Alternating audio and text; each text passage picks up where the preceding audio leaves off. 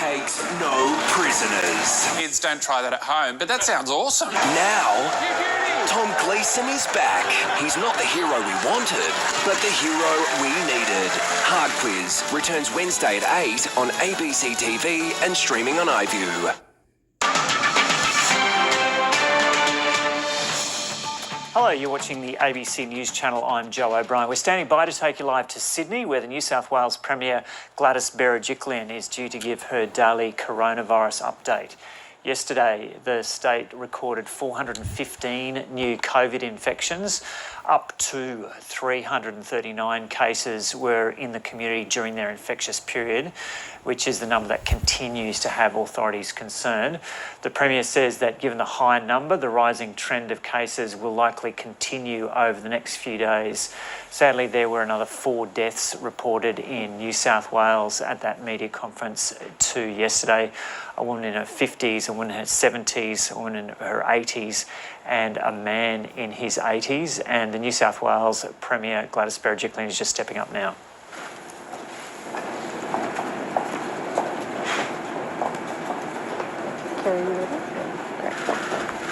Good morning, everybody. Yesterday to 8 p.m, we had 157,000 tests in New South Wales, which is a healthy number. We encourage people to come forward and get tested. However, our community transmission numbers are disturbingly high.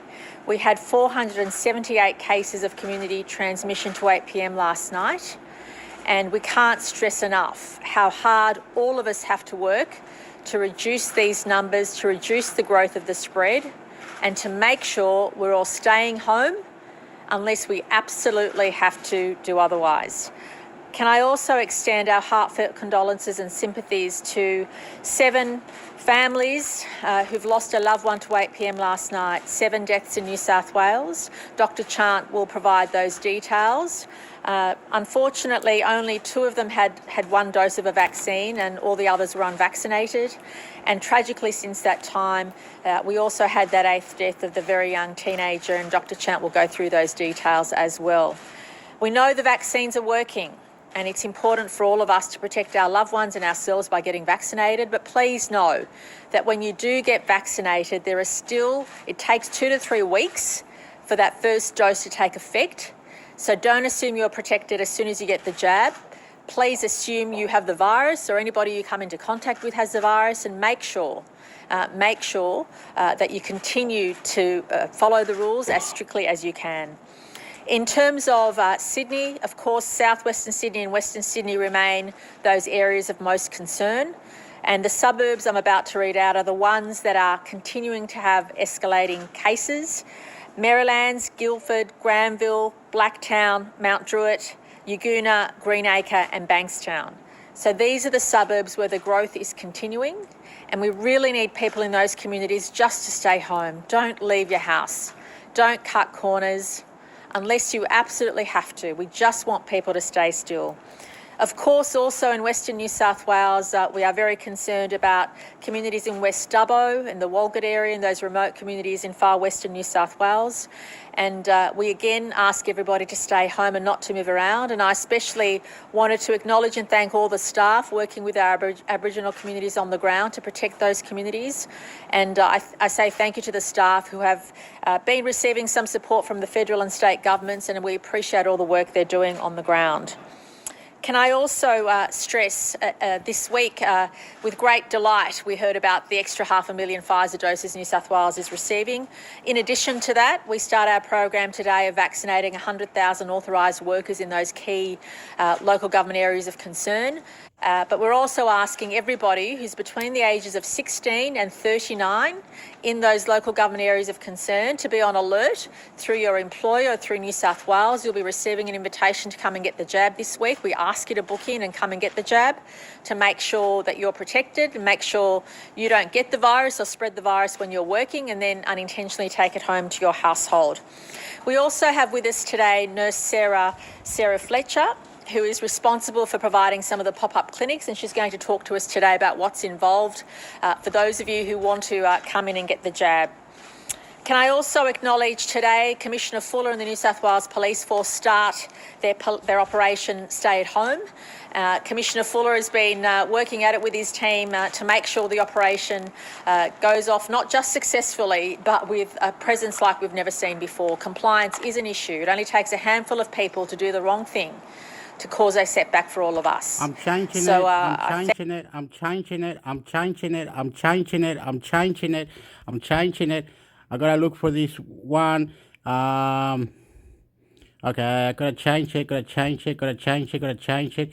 Gotta change it to this one. And then it's still going. Look, it's still going. It's going to ABC listening. Okay, I'm changing it. Get start. Get start. Oh, what's going on? Don't do that. Don't be silly. What's this? What's this? Not now.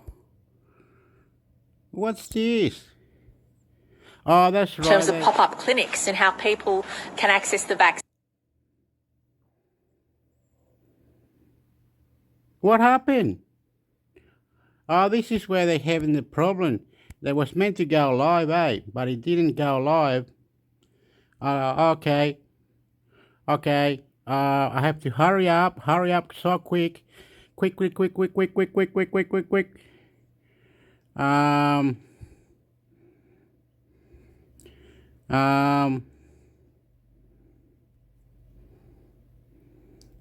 I'm doing something. Okay, I'm going for this one. This is an ABC podcast. This is an ABC, yep, but this was, a bit late, is it? There is no other alternative. Keeps going off, It keeps going off. Can you pass away a bit? Far worse. Yeah, The it's lockdown working now into week 7 in Sydney. They have seen record case numbers. Wants the Victorian Premier wants every Bench, they'd be in minority. Now, What? Come on! Come on! he's admitted that. He's admitted the reality that George has. What's wrong with that?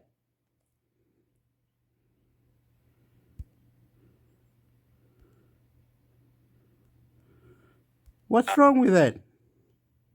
What are you doing? Week. I know a lot of the Sydney and Melbourne-based MPs. It just goes off. Are just going to stay there Why? Why do you do that? Come on. What a depressing thing, anyway, because then Parliament sits in because of the requirement to quarantine for a week. This will be interesting as to whether everybody now has to stay put in Canberra for that week if they want to attend the next sitting week. Look, I'm sure not too many people have a lot of sympathy for politicians if that's the case, but this does have ramifications for anyone who is planning to travel as well, I suppose. We are in a world where even the politicians are caught up in the same thing that everybody else has got to cope with, the sudden border change that means you've got to race back home and something like that. And they have to watch this day by day to know whether they can go home. And I know with some of the Victorian MPs, they've got to toss up on when they go back because they're probably going to have to do 2 weeks quarantine when they go back or 2 weeks home isolation. Some of the regional New South Wales MPs, if they're not in Greater Sydney, they can still drive home. That won't be an option.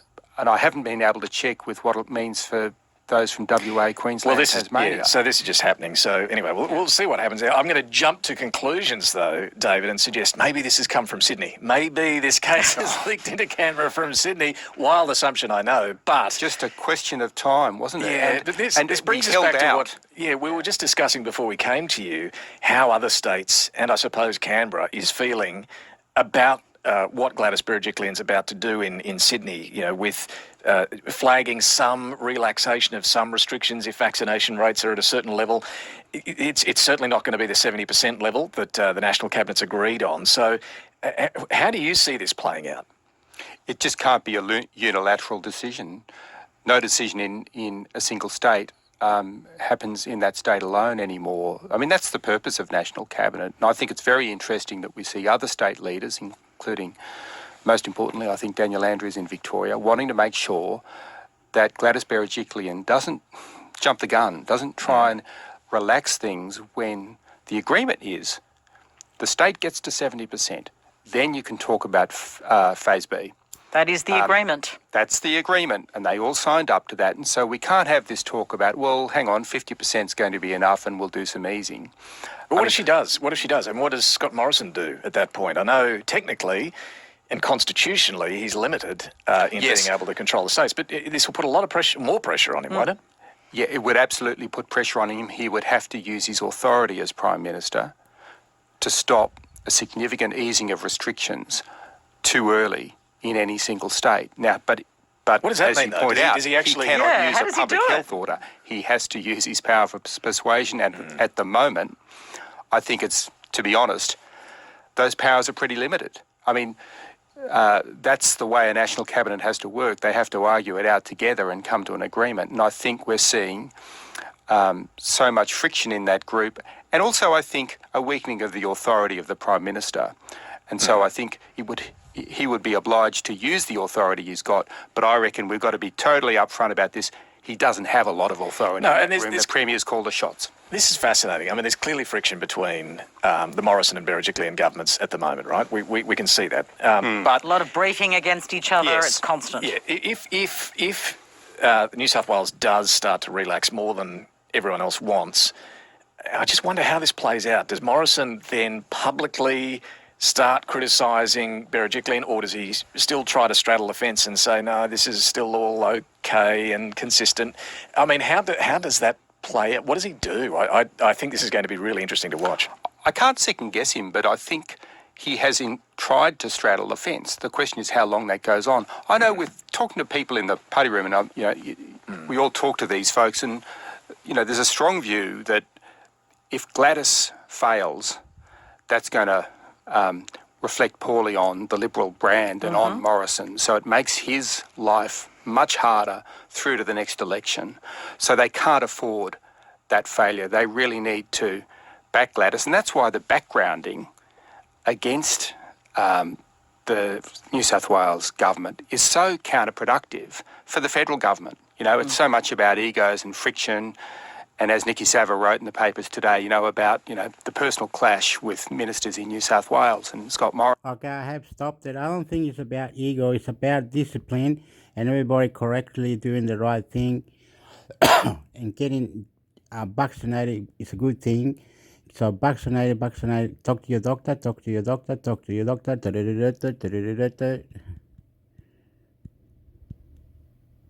And there was a motion in the Parliament.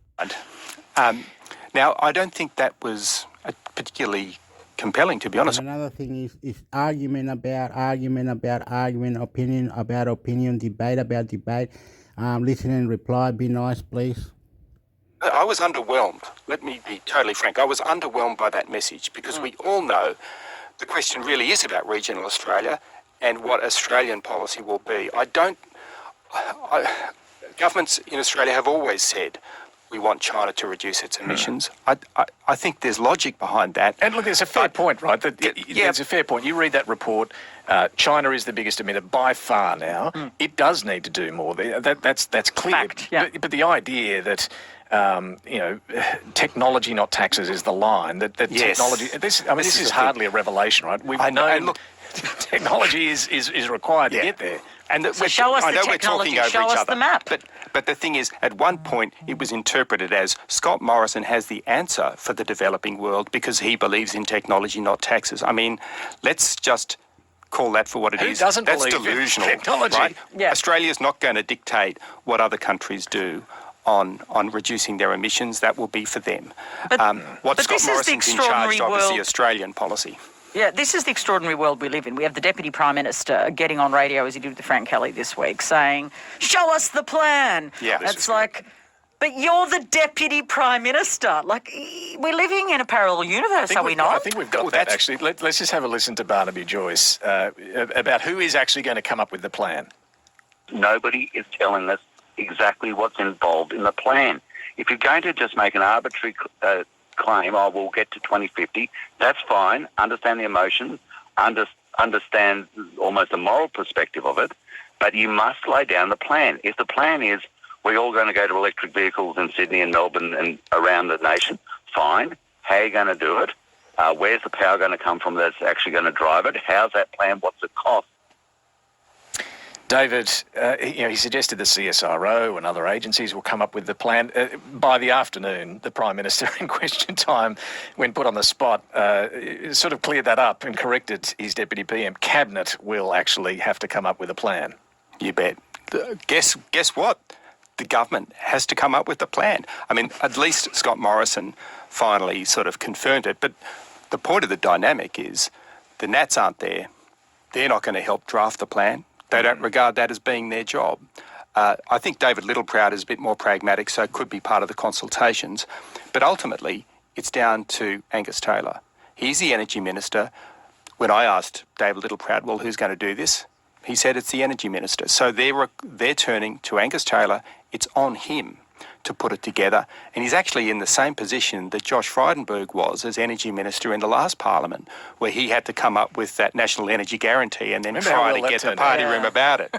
Not an easy task, but that's what's on Angus Taylor now. And not a lot of time. I mean, Glasgow is in November. You would think that plan would have to be pretty well in the works if it's going to have some level of... Here you go like this, go here. When you get to here, you have to go like this. Then you go ABC News, right? And then you go, be nice, Hector. And then Justin. What do I have to do? This one. New South Wales, 470 COVID-19 cases, 8 deaths. I have to read that. I couldn't be bothered. Read that. Read that. Read that. Stop at any time, please. Read that. Oh, he's gone. Finish. Finish. Finito. Oh my God. Finito. No, look, there's more down here. There's this. Okay. We went there. Where's the vaccine? Adelaide cardiologist to spend year in jail for child abuse material. AX 4 to JB Wi-Fi profit surges, but recent lockdown hurt sale. Pfizer COVID has available 16 to 29 October in Western Australia. 2-week vaccine leads. Fire crews continue to battle late blaze as bushfire continue to trace across Northern Territory. Queensland tighten border and New South Wales essential worker after new code cases. While 1 million reward crack this code case mystery. Dying women last which leads to almighty Maori feast. Oh, some lady's dying. She last wish, is it? Worry finding about teen and scream, but the devil in this connection inspects it. Oh, some silly. Australia mercy mission occurred to Afghanistan. The army is going to Afghanistan and Australia. Melbourne crew being deceased as victim 22. Okay, more coronavirus in man charged with assault. Unknown 5 accused alleged breaches COVID-19. South Australia death. Rugby star Tauti Kafu resigned, injury brutal. Okay, Australia is not doing well in the cup for the rugby union. Boy 15 dies in Sydney hospital after contracting pneumococcal meningitis and COVID-19. We did wrong. Police investigate video showing Dustin at Melbourne engagement party. Adam Scott misses 4 feet, put win 6 away play. Some Australian golfer did alright. New South Wales now urged to those delivery to Sydney. Full list of New South Wales COVID-19. COVID. This is the closest and you can browse burning here the access to resource label your home in Canberra. But I like to say about what's NDIS too complex. Let's read this. What's this about? National Disability Insurance Scheme too complex for people from diverse background and agencies warn. Quan Ling Moon suffered a major stroke when fleeing Myanmar. Okay, after spending the first 2 years in Australia confined in his house, Myanmar refugee camp, Lion Moon has found freedom in more ways than one. Keys. When fleeing the persecution in this homeland in 2016, he suffered a major stroke which left him paralyzed on his left side of his face. When he helped interpreted, the 34-year-old is now receiving support under the National Disability Insurance Scheme, NDIS. If not, the interpreter could not have the support I have now because I did not know anything about NDIS at the time and did not speak the language, he said. Mr. Merger's NDIS plan has provided him with mobility scooter and the access to physiotherapy and swimming and classes, which it helped off a Burmese speaking support worker, but securing the help was a battle. The NDIS too complicated and there was too much paperwork. I did not understand, he said. Having someone who speaks my language does help a bit because they understand you. Mr. Mang is Hanon, just 95% of the NDIS participants who identify a culturally and linguistically diverse call. The figure of this land half to 20%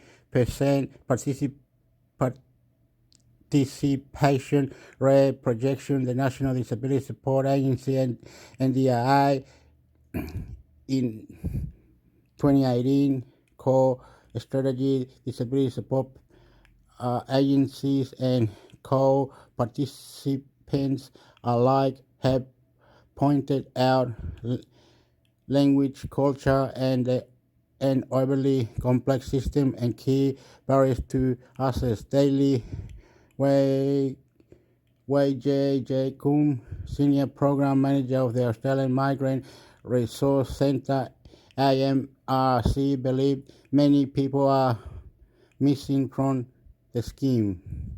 And infinity people who should be in the NDIS plan who doesn't miss it when he said, let me read that. And read that. Stop at any time. Stop at any time. Stop at any time. Stop at any time. Stop at any time. Stop at any time. Stop at any time. Stop at any time, please. Stop at any time, please. Stop at any time, please. Stop at any time, please. Stop at any time, please. Stop at any time, please. Stop at any time, please. Stop at any time, please. Stop at any time, please. Stop at any time, please. Stop at any time, please. Stop at any time, please. Stop at any time, please. Stop at any time, please. Stop at any time, please. Okay, before I go, I think that's it, eh? That's all this. Okay. Okay, before I go, if you stopped at the right time, you will read it. Anyway, I'm from another country. I'm from Chile. I've been here 34 years.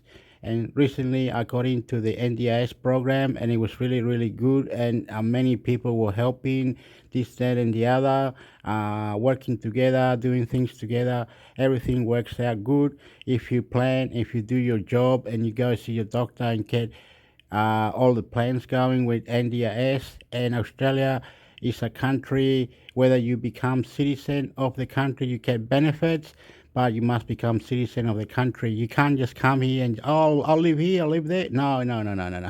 You have to work out how you're going to live here, who's going to sponsor you, how it's going to work, how you're going to be citizen of the country. Anyway, they say words, I don't know the words, but anyway, I'm cutting this out. I'm sorry, bye. I must go now. I love you, opinion. I love you, opinion. Listen and reply, I love you.